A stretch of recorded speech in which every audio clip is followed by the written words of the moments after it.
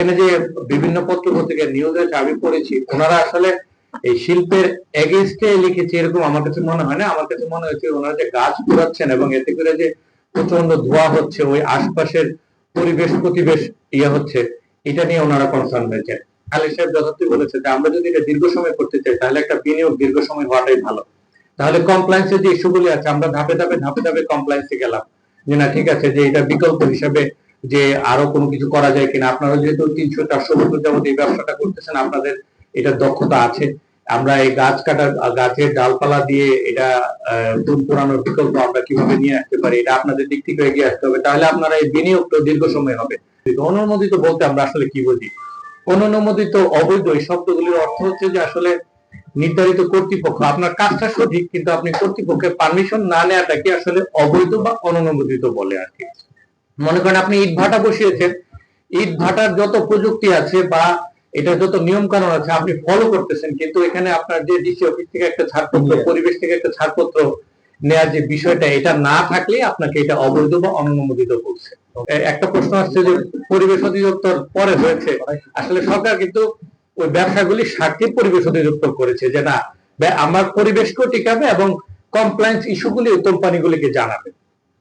এখন ছাতক সিমেন্ট ফ্যাক্টরিতে raw materials হিসেবে মাটি লাগে, লাফার্জ মাটি লাগে। এখন লাফার্জের ক্ষেত্রে ওনারা যেটা করেন যে ওনারা সংশ্লিষ্ট যেখান থেকে মাটি উত্তোলন করবেন সেই ব্যক্তিদের সাথে আগে কন্ট্রাক্ট করেন এবং এই কন্ট্রাক্টের প্রেক্ষিতে একটা আবেদন উপজেলার মাধ্যমে ডিসি অফিসে জমা দেন এবং জমা দেওয়ার পরে ডিসি অফিস থেকে একটা কমিটি করে দিয়ে তদন্ত করে যে না এই যে যে জমিগুলি থেকে যে পরিমাণ মাটি প্রয়োজন এগুলি নিলে ভবিষ্যতে ফসল হানি হবে কিনা, এই পারমিশনটা ওনারা নিয়ে এরপর ওনারা মাটি কাটার ইয়েটা করেন এবং এটা একটা লিগালি ওনারা অ্যাপ্লাই করেন। তো এখন আমাদের পাজু শিল্পটাকে আমরা এগিয়ে নিতে চাই, কিন্তু আমাদের পারমিশন নিয়ে আগাতে হবে। এটা হচ্ছে পরিবেশ অধিদপ্তরের মূল ইস্যু। এই মিটিং এ আসলে এই গাছ কাটার বিকল্প হিসেবে কোনো জ্বালানির আসলে প্রস্তাব আলটিমেটলি আসে নাই। আমরা যেটা বুঝলাম এটা আসে নাই, কিন্তু আপনারা যারা এই পাজু করতেছেন হঠাৎ করে মনে হচ্ছে কালকে সকালবেলা থেকে আমি একটা পাজু তোলা শুরু করে দিলাম, এটাকে কি শিল্প বলে? এটা তো শিল্প না।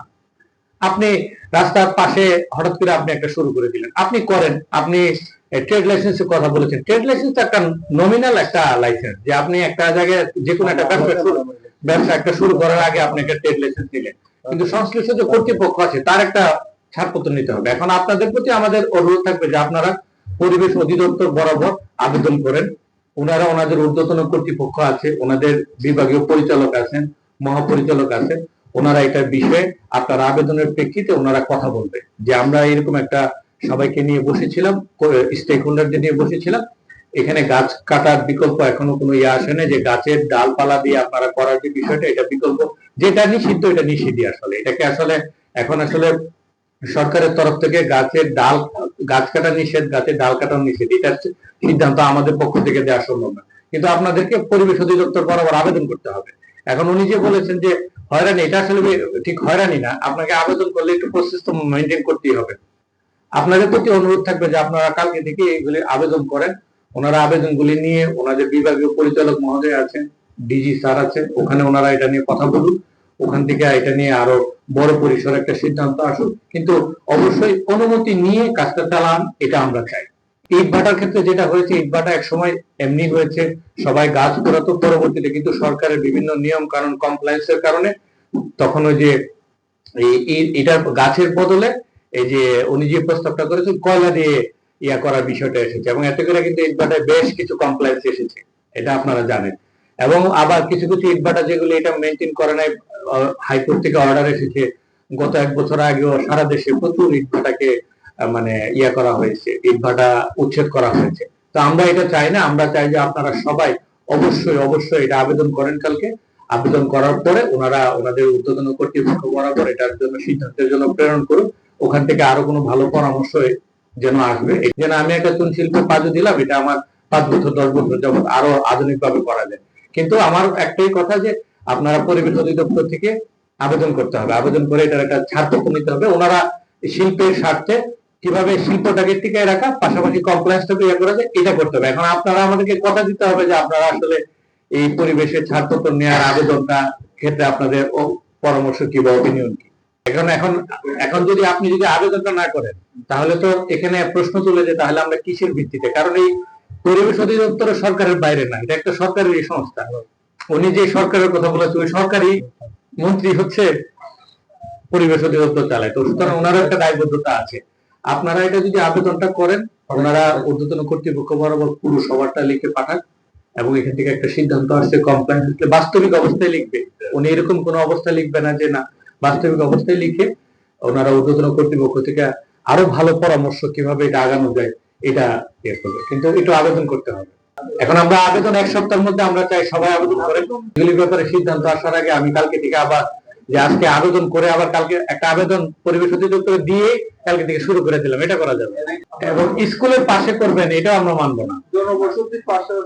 স্কুলের পাশে পরিবেশ অধিদপ্তর যত প্রযুক্তি বলেন স্কুলের পাশে আমরা বা ঘনবসতিপূর্ণ এলাকাতে এটাও আমরা, আপনারা কথা দিতে হবে কালকে থেকে আবার নতুন করে শুরু করবেন না।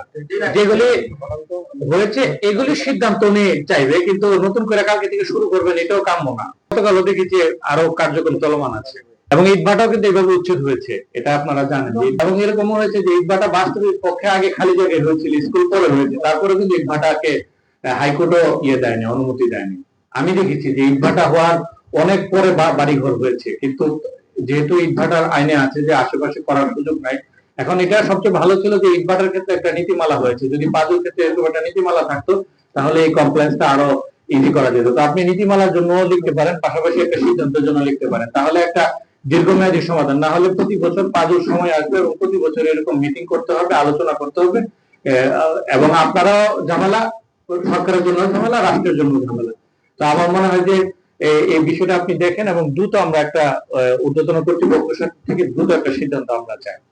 গণমাধ্যম এবং পরিবেশ কর্মী সামাজিক ভাবে অনেক চাপ আসতেছে যে আপনারা কি করছেন। আমাদের আমি নিশ্চিত জানি যে আমাদের ইউনু মহোদয় স্যারের কাছে ওই ধরনের আছে, এবং শুধু ইউনু মহোদয় না, আমাদের এডিসি স্যার যারা আছেন তাদের কাছে ওই সংবাদগুলো যাচ্ছে, এবং সম্মানিত জেলা প্রশাসক মহোদয়, এসপি স্যার, ওনাদের কাছেও সাংবাদিকরা যাচ্ছেন, প্রতিনিয়ত যাচ্ছেন। এবং এটা আপনারা হয়তো ভাববেন যে স্থানীয় কিছু মিডিয়া বা এগুলো হয়তো করতেছে, কিন্তু আপনারা হয়তো জানেন না বর্তমানে দেশের একদম প্রথম সারির সংবাদ মাধ্যমগুলোতে কিন্তু আসতেছে যে বৃক্ষ নিধন করে পরিবেশ বিধ্বংস, পরিবেশ নষ্ট করে এই ধরনের পাজু কারখানা চলতেছে, প্রশাসন নির্বিকার, এই ধরনের কথা আসতেছে। তো আমরা চাই না, আমরা আর নির্বিকার থাকতে চাই না।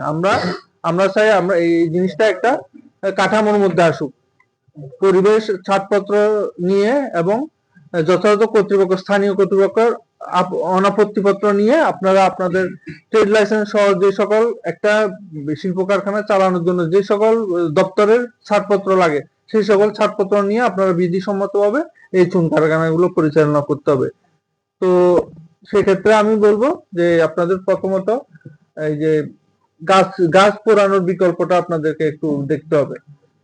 অভিযোগের দিকটা আসবে আমাদের ইউনো মহোদয়ের উপর, এসিলেন মহোদয় এবং থানার নির্বাহী ভারপ্রাপ্ত কর্মকর্তা এবং পরিবেশ এবং বনের যারা আছে, আমরা এই 5টা ডিপার্টমেন্টের উপর সকল অভিযোগের তীর আসবে যে আমরা কিছু করতেছি না।